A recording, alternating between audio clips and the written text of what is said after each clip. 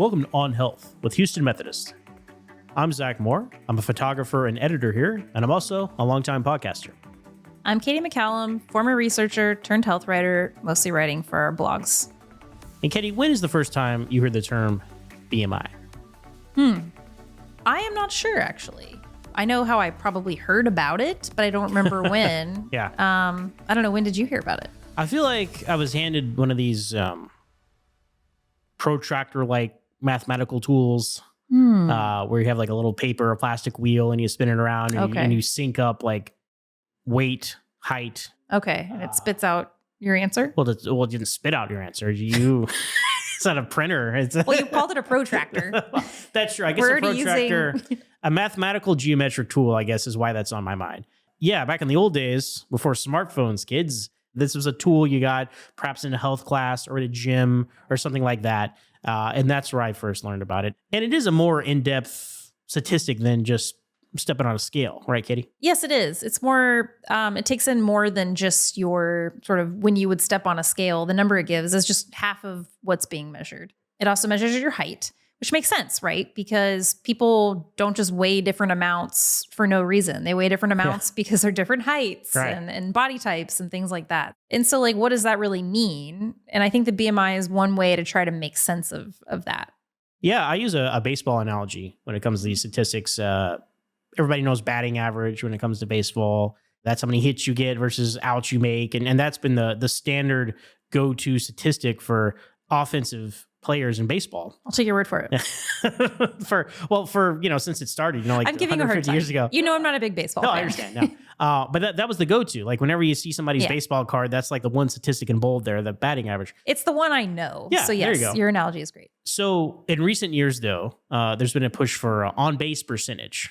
Which goes beyond just the batting average. It's like, did you get hit by a pitch? Did you get on base with a double play? Did you get walked? And so that tells you more about how successful you are or productive you are on offense as a player in baseball than just your batting average. And so to me, BMI is like that. I'm like, oh, okay. That just takes a deeper look at, okay, what do these numbers really mean? And that's kind of what we're going to unpack here today. Yeah, it sounds like it helps put it into context. I like that analogy. I think it's good. Yeah. I think it's apt because I don't really know anybody who has a positive relationship with their weight. Right. It's like a really hard topic and like no one ever feels particularly good about it. And I think because we focus on numbers so much, right? Yeah. And we focus on numbers and we put them in this really one specific context that's like these numbers on a scale and this like is everything I need to know. And it's unfortunate because our weight does affect our health. So it should be something we want to talk about and have a proactive approach with. For instance, like if you went to the doctor and your doctor put you on blood pressure medications, you wouldn't be like embarrassed to bring it up. But if you went to go see the doctor and your doctor was like, hey, you might need to lose some weight, like that's probably the piece of your appointment you're going to leave out when you're talking to your friend. Yeah, like, so how did it go? Oh, fine. Yeah, fine. Yeah. Everything's fine. No, there's certain health topics like you mentioned that like people just don't want to talk about, right? And in public or in private, really. In a way, it's one of those things. It's a very personal thing. We get in our own head about it. Like, what does that say about us? And that sort of thing. What do other people think? And we're never happy with it. Like it's never a happy thing. Exactly. And I think BMI seems to be a very popular way. Once people hear about it, they're like, oh, cool. Yeah, put my weight in context of my height and tell me how I'm doing. Mm-hmm. But today we want to talk about, is that the right way to do all of this still when we're talking about our weight? Exactly. Who do we talk to today about that, Katie? We talked to Dr. Laura Choi. She is a weight loss surgeon here at Houston Methodist. She's a great person to talk to about this because she spends pretty much every day talking to people about their weight in a way that is individualized to themselves, which I think is what's going to come out of this conversation. She's going to explain to us what BMI is, when it's helpful, when it's maybe not helpful. And if it's not always helpful, what should we be thinking about when we consider our weight? All right, we're here with Dr. Choi. Thanks so much for being with us today. Thank you for having me.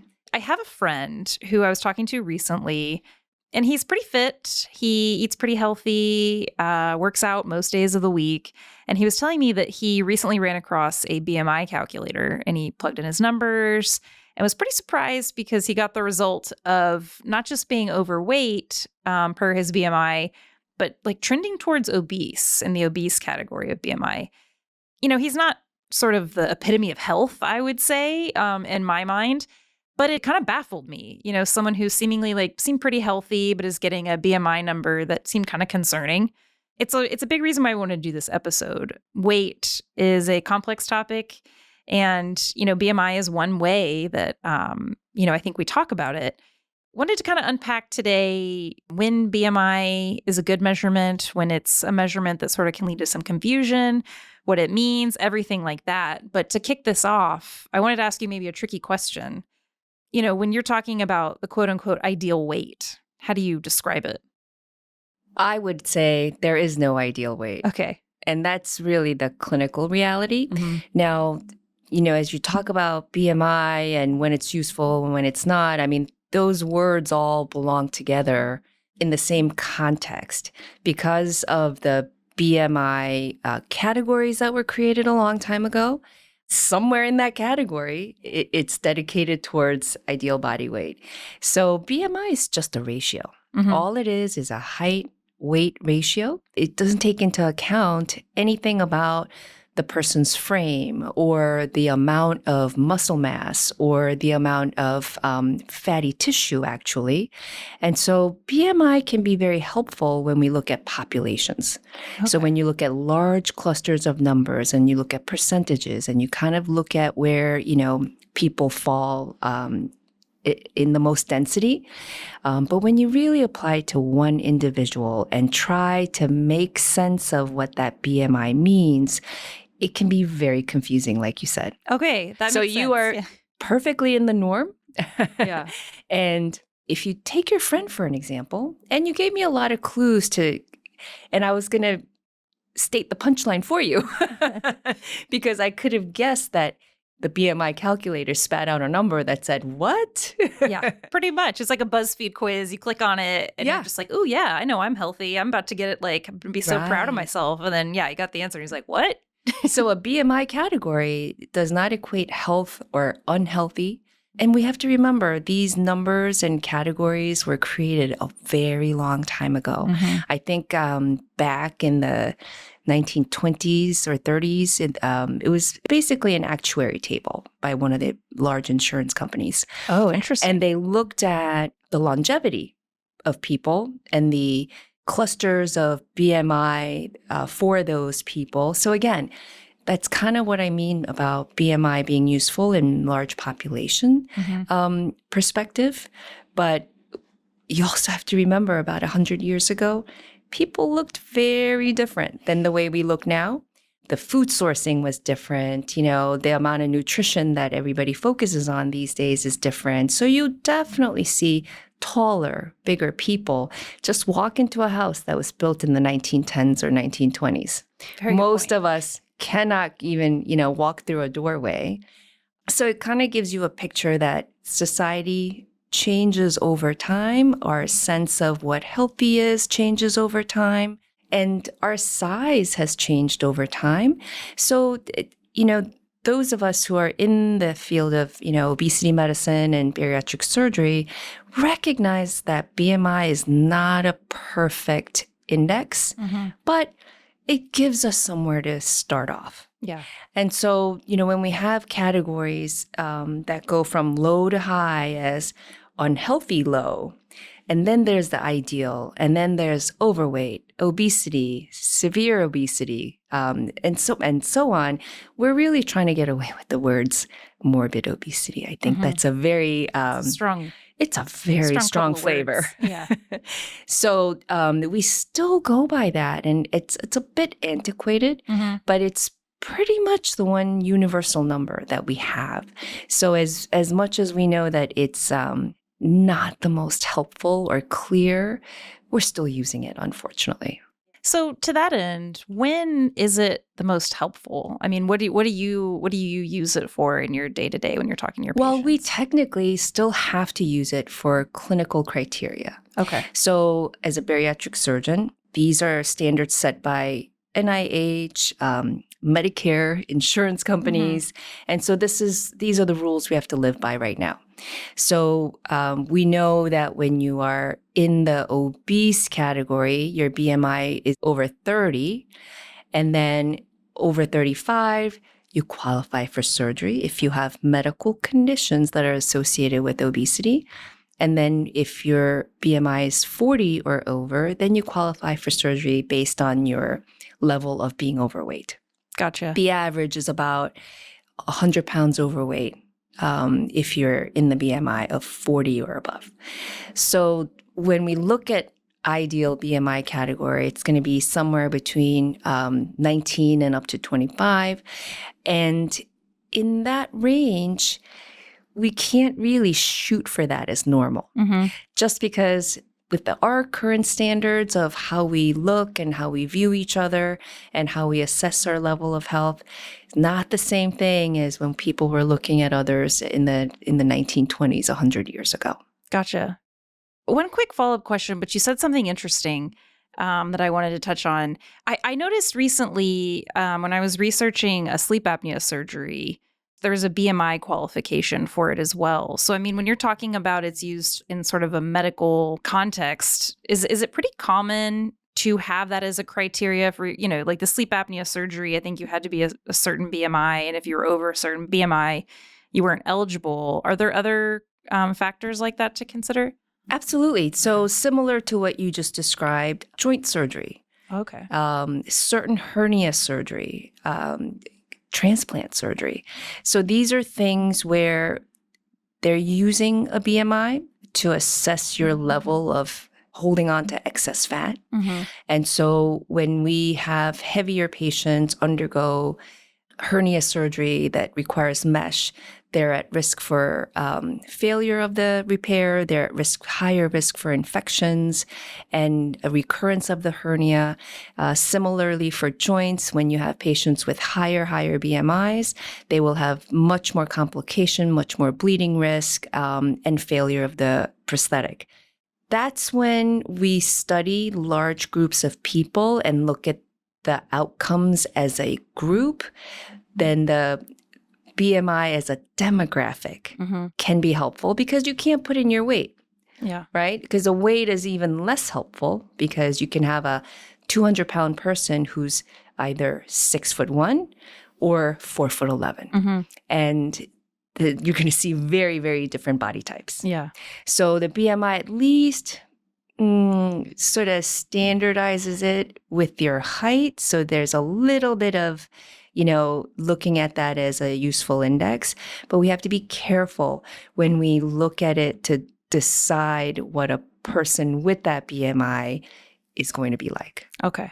So would you go as far as to saying, BMI, I guess what I'm trying to get at is I've always thought, well, what BMI is most of the time is a way to comment sort of on your health status. So would you kind of say maybe that's not entirely always accurate enough to just say as a blanket statement? But I think that's kind of what the general population understands because we talk about obesity so much and there's so much interest in weight loss as our population gets heavier and heavier.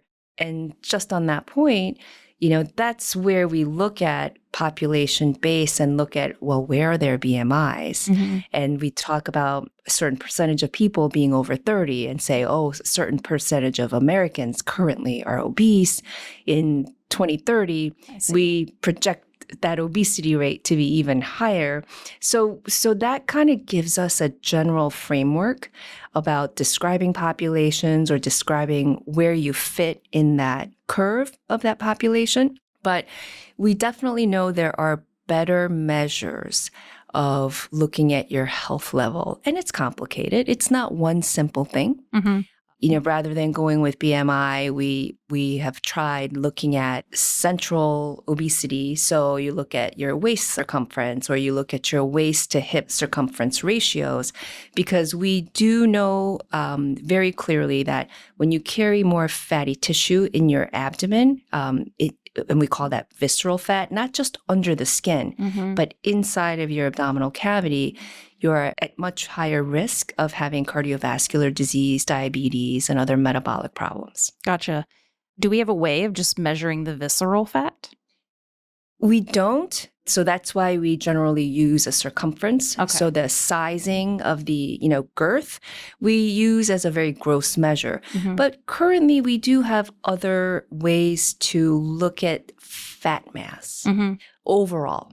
And even then we have to be careful because where you carry your fat points to different types of risks. Okay. So really carrying extra fat in your abdominal cavity is the high risk for metabolic disease.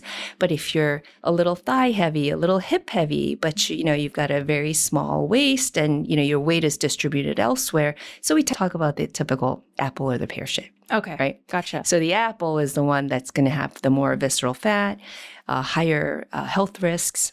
That can give you some indication.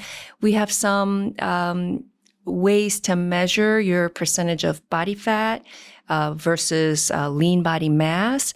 Some measures that are a little better than others, but of course, the better measures are going to be expensive, Right.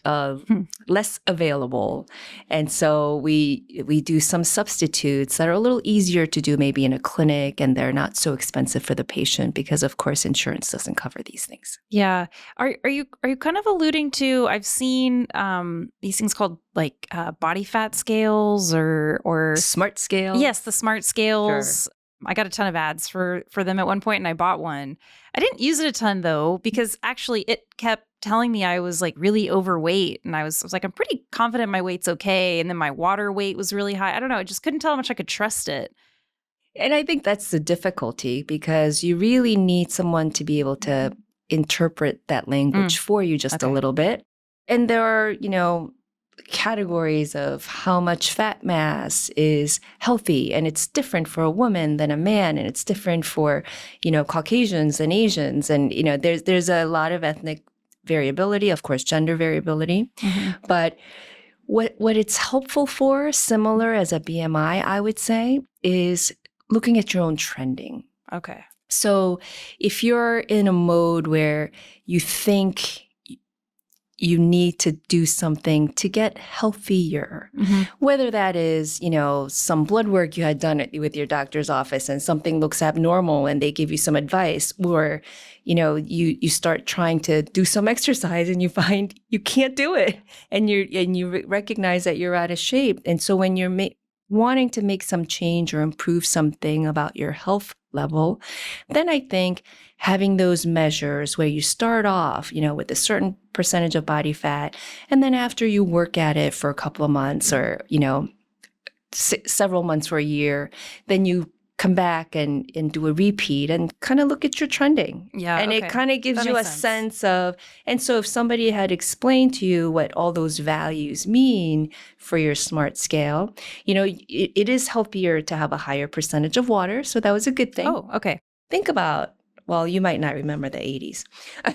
But I probably wouldn't have been too aware of them, but I was around. Yeah. But, our cultural sort of interest in health and, wellness was on a different scale. And so currently, these are the things we talk about because these are the things that people, are looking at social media or talking to each other about and starting to focus on themselves because, why did your friend suddenly look up his BMI? Exactly. Right? Yeah, it was a BuzzFeed quiz or something, right. It's really, it's funny as you're talking about it. I don't even think it was in a clinical context. It was just like, something happens to make its way in front of you on the internet. And then all of a sudden you're like, oh, what's this health metric that I never knew about or this healthy topic or trend? Yeah. And, I could make a guess. Maybe it was some sort of a health supplement company who said, probably a great guess. Look at let's see where your BMI is. What does it mean? And it means you need something exactly. from me. Take this supplement. Yep. That's right. Yeah, I hear you. We'll have to look into that, but you're probably not wrong. You'll have to give me the real answer afterwards. Yeah.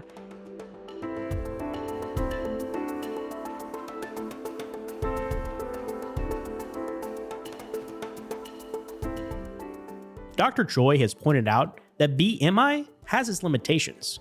Could body roundness index, or BRI, be a better measurement? In addition to height and weight, body roundness index adds hip and waist measurements into the equation. This new term made the news cycle recently after new evidence suggested that this measurement might be a better tool for evaluating a person's weight-related health status. But This is just one study, and Dr. Choi points out that for now, body roundness index isn't considered a clinical term, though it certainly emphasizes the concept that more visceral fat in the waistline area equals more health risks.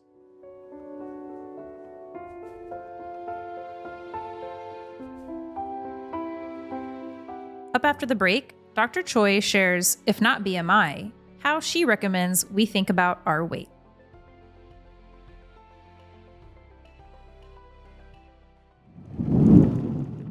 From annual checkups to managing chronic conditions, your healthcare should be personalized to you. At Houston Methodist, our primary care doctors provide customized care for you and your family, with more than 40 convenient locations across Greater Houston. We offer a variety of ways to get care, from in-person and virtual appointments to same-day visits when you're sick. Choose your doctor and schedule online at houstonmethodist.org/stayhealthy. Houston Methodist, leading medicine. Part of the other reason I wanted to talk about this with you is that if not BMI and if these things get complicated at the individual level, how do you recommend someone think about their weight and know that, hey, maybe it is time to go see someone and figure out if I am healthy, or go get that blood test like you mentioned, or go find some help to potentially help manage your weight? Like, what are the signs that you would recommend if it's not a BMI calculator?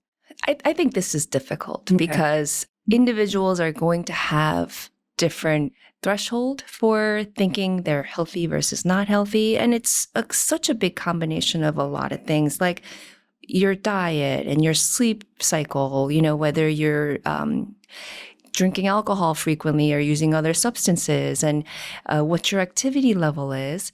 And, this is what I really say to my patients, because all of my patients, as they're losing weight, get fixated. And they all want to have a goal weight. They all want me to tell them where their weight should be. Mm-hmm. I really believe that's the wrong way to look at it. And I really say to patients, do you feel comfortable in your own skin? Do you feel like if you wanted to be physically active that you could? And maybe if you, wanted to play soccer and you tried last weekend with your friends and you couldn't keep up, hey, maybe that's a motivator for you to do something different.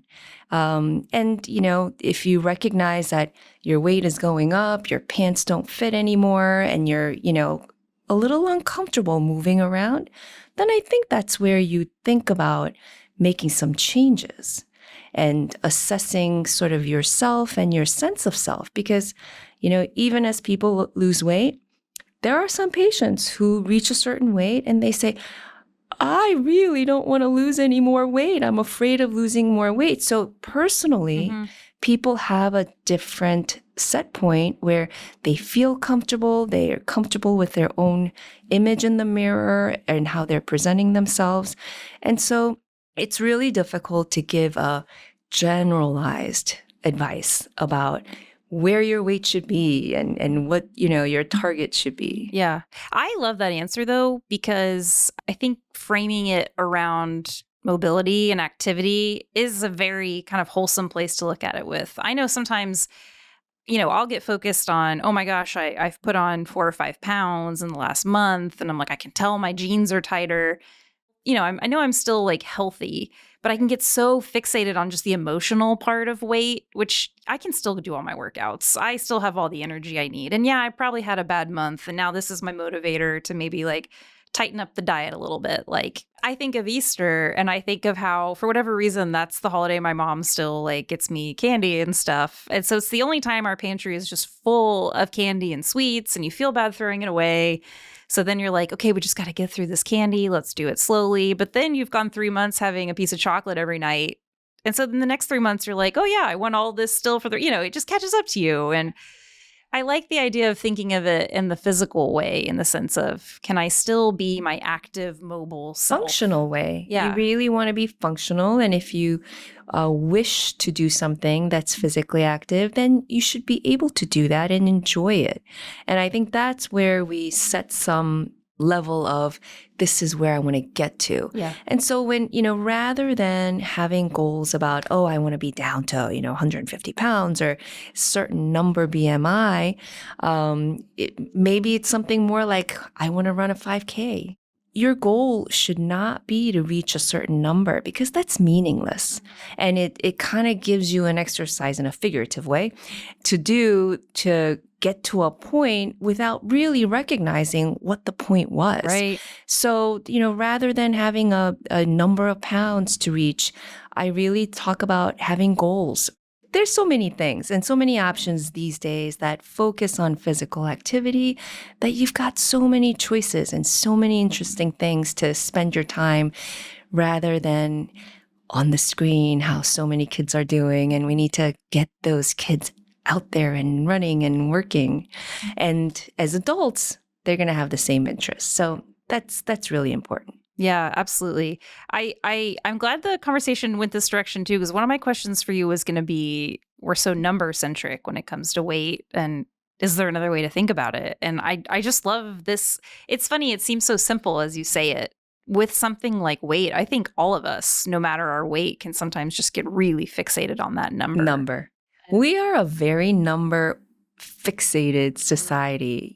We talk about numbers, about everything because we like to compare ourselves to everybody. We like to see where we stand. We want to be better than most people. I think it's also a very human thing. Mm-hmm. And I think, you've got a great point because, regarding numbers, that's basically, what BMI is there for. It's to have some sort of an objective, non-shifting way to look at something because humans love to be concrete and look at something fixed and say, that's where I belong. Just think about all the lessons from the COVID pandemic. Mm-hmm. We recognized even early on that when patients were in the obese or higher category, they had much more severe disease, much higher risk of death. But then the really interesting thing was when you looked at the ideal body weight and the overweight category, guess who did better? Oh. Yeah, overweight. Interesting. So it kind of speaks to the value and the function of your own fatty tissue. We have fatty tissue for a reason. This is very interesting. I didn't know this. It's a very, very useful evolutionary adapting, what do I call it? Like a system for a person to be able to store energy on their body. Yeah. And be able to utilize it when the intake of energy is less. So it's supposed to be like a closed cycle where you have input, storage, then output, not input, storage, input, storage. Yeah. Because this is where we are now. And you look at our, early human life, we were constantly physically active. We were either running away from a predator, looking for food, building shelter, trying to survive. And we didn't have guarantees of food at regular intervals. And so this body fat that we carry was completely critical to survival of humans and of course, other animals, so that when you did find food, you were able to store the excess that you didn't use. And then you'd have that to use when you were in a, food deprived state. And so you would continue to thrive.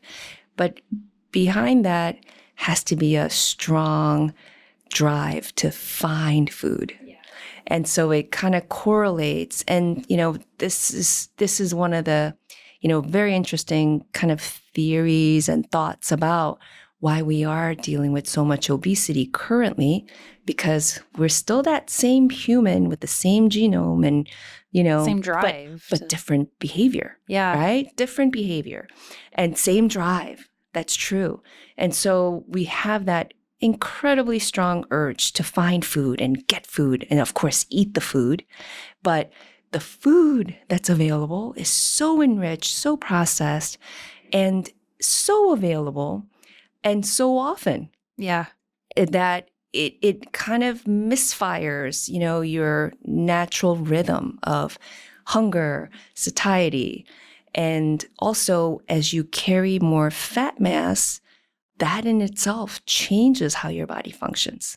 So one of the highest risks of, gaining weight is having a higher body fat mass. Mm-hmm. And that seems ironic because if you think about it, good system, if you have a high body fat content, you should be less hungry because you have a lot of money in your bank, right? And that's where we have to recognize the value of fat mass and not just looking at our fat mass as something to lose, right? There's value there. There's value there, and there's need and usefulness and an origin of function for that. It's just when things go off a little bit out of balance, that's where we run into trouble. Yeah. I it's interesting too, because you're talking about sort of, how our ancestors were and we evolved over time, and food was sparse, as you mentioned. So they, you eat a lot because you might not have food tomorrow. And I'm guessing it, obviously at some point food became more available because we started preserving it. Right. But now we preserve farming it. Yeah, and right? farming it. But now we do all this. It. Yeah, we do all this for no reason almost now, because other than we live busy lives, and sure, we don't want to be at the store every day, but food is very available to us all year round. We can. I don't know. It's just an interesting way of. I like this concept of our drive is still there, but maybe like out of context a little with what it was built to do. Yeah. Which I think I'm assuming is why weight is so complicated, that it's all, a lot of it's in our mind and it is. Like that. And a lot of it is in our brain and our, how parts of the brain talk to each other and how the brain talks to other organs and how the gut, the GI tract is like a communicating organ. And as it functions as a barrier, whatever comes into it will also affect its function. Whatever comes into it is also going to affect how the brain receives messages about what's going on in the body. And so when we look at obesity and, people who are gaining weight and people who don't feel like they ever have to work at their weight, it's not a matter of willpower. It's not a matter of a conscious decision most of the time. It's how the brain functions and it drives your behavior. We're animals. We just are. Yeah. Well, and I think too, we did an episode on weight loss medications, the new ones, the injections. And, correct me if I'm wrong, but a lot of them work by just making you not think about food, essentially, in some ways. If your brain just doesn't, you're not as hungry, you don't want the food.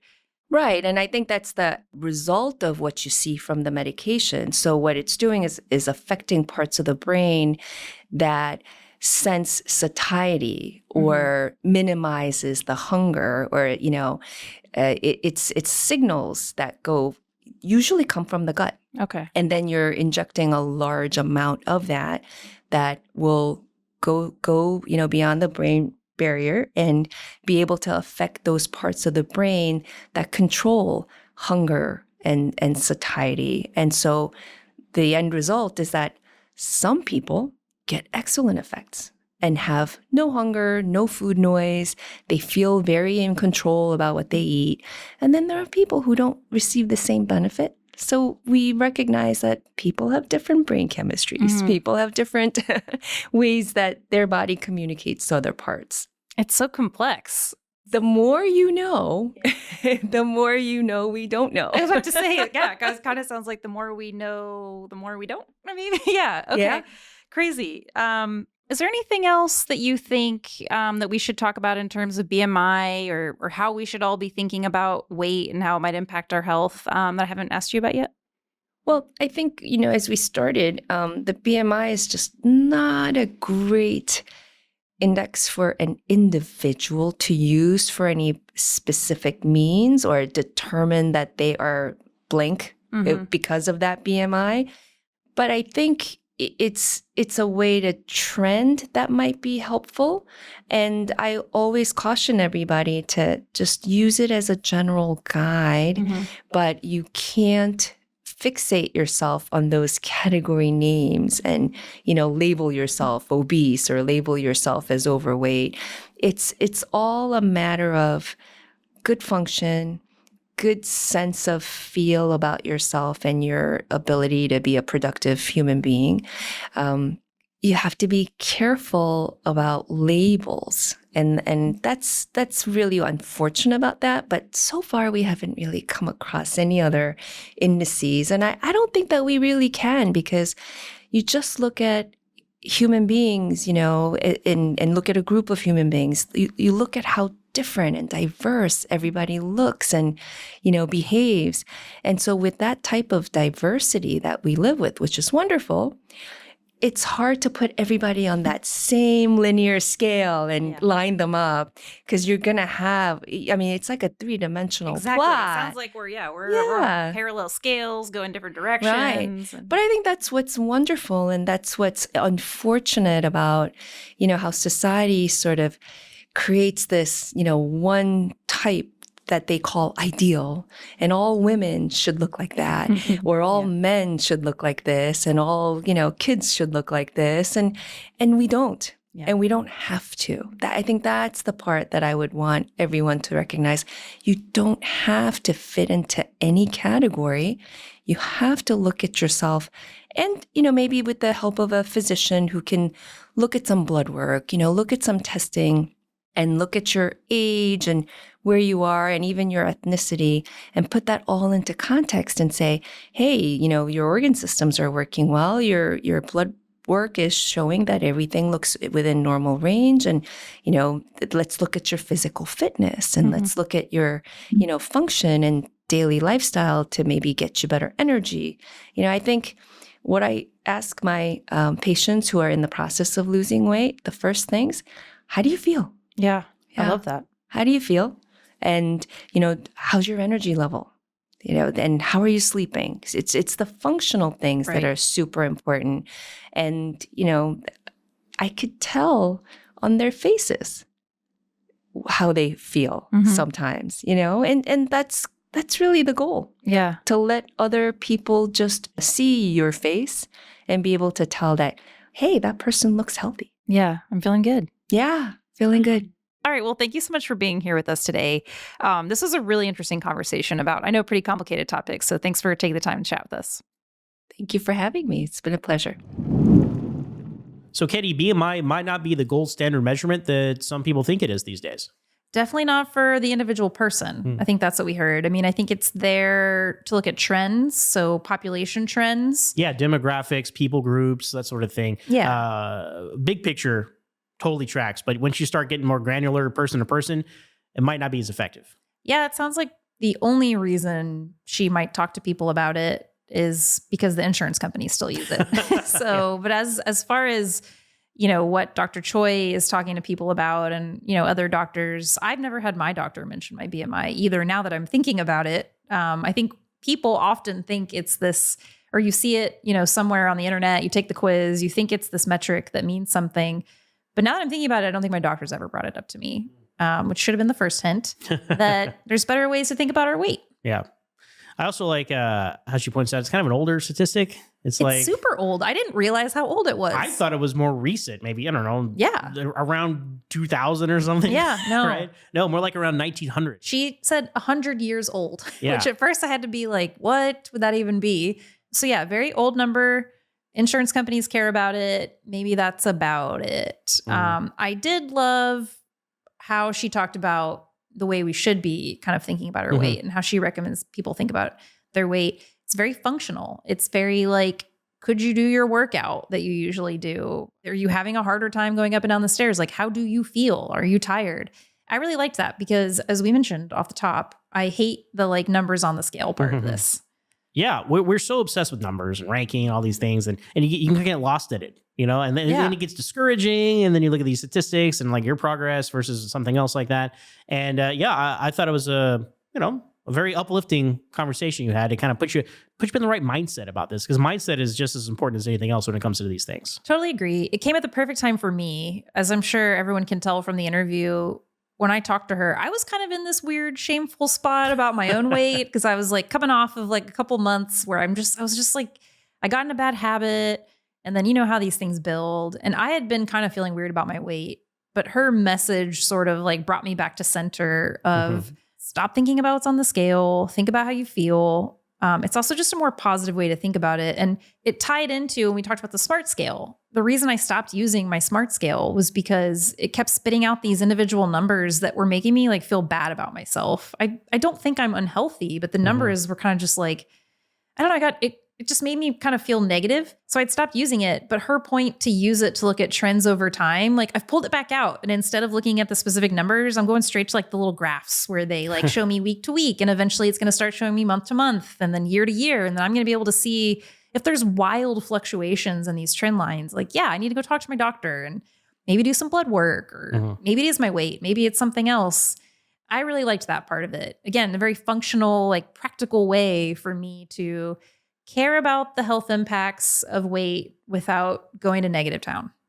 Negative town. Yeah. No one wants to go to negative town. It's so easy to do when you're talking about your weight. Absolutely. Absolutely. Well, finding the right tools, the right metrics for you personally, everybody's health journey and weight journey is different. So that's an important part of the journey there. Finding the right tools to help you along the way. And I think not staying in a silo with it. Like if you do the BMI calculator on the internet and you get a weird result, like don't just file it away and, go talk to your doctor. Yeah. Like there could be an explanation that's important. It could be something like in the example, I kind of teed it off with her of a person who has a lot of muscle. So it throws their BMI off. Or, there could be something else and a blood test will show it. Like I think using it as a tool to then go have a conversation makes sense, but not something to fixate on. Yeah. If nothing else, we have an annual physical, which we all recommend, right? You go to your doctor, they say, you have any concerns? And if you have this, that's the perfect time to bring it up. Hey, I have this BMI reading. Is that good for me? And based off everything else they know, they can give you an informed opinion there.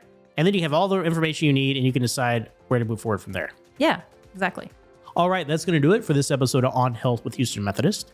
Be sure to share, like, and subscribe wherever you get your podcasts. We drop episodes Tuesday mornings. So until then, stay tuned and stay healthy.